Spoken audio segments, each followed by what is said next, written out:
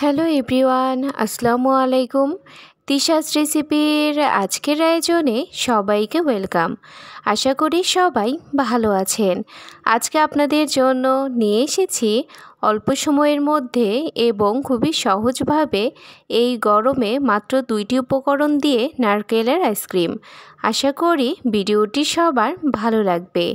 চলুন আর কথা না বাড়িয়ে শুরু করা যাক। নারকেলের আইসক্রিম তৈরির জন্য এখানে আমি একটা নারকেল নিয়েছি। এখন নারকেলটা আপনাদের ভেঙে দেখাচ্ছি। দেখুন নারকেলটা একটু কচি। এটাকে আমি ভালোভাবে এবার কুড়িয়ে নিয়েছি। সাথে আরেকটু আমি শক্ত নারকেল কুড়া নিয়েছি। এখন একটা ব্লেন্ডার জারের মধ্যে নারকেল কুড়া দিয়ে দিচ্ছি।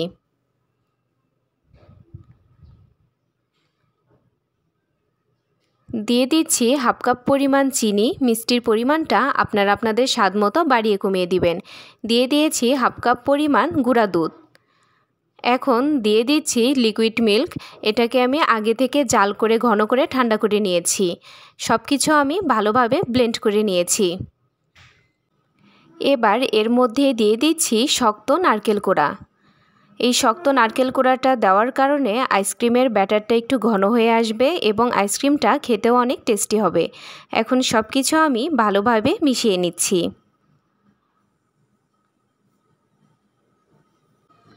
আইসক্রিম তৈরির জন্য এই ধরনের আমি আইসক্রিমের মল্ট নিয়েছি। এবার উপর থেকে কাঠিগুলো আমি সরিয়ে ফেলছি। একটা চামচের সাহায্যে অল্প অল্প করে আইসক্রিমের ব্যাটারটা মল্টের ভেতরে দিয়ে দিচ্ছি। এভাবে আমি সবটুকু ব্যাটার মল্টের ভেতরে দিয়ে দিব।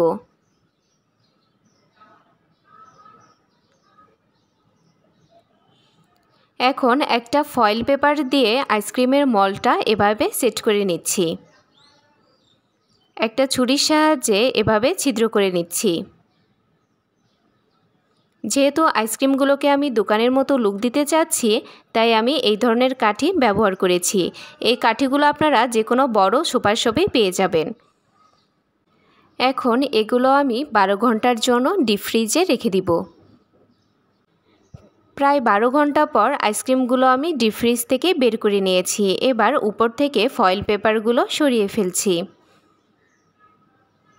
আপনাদের একটা আইসক্রিম বের করে দেখাই। দেখুন আইসক্রিমগুলো খুব ভালোভাবে জমে গিয়েছে। এবার আইসক্রিমগুলো আমি সার্ভ করে নিব।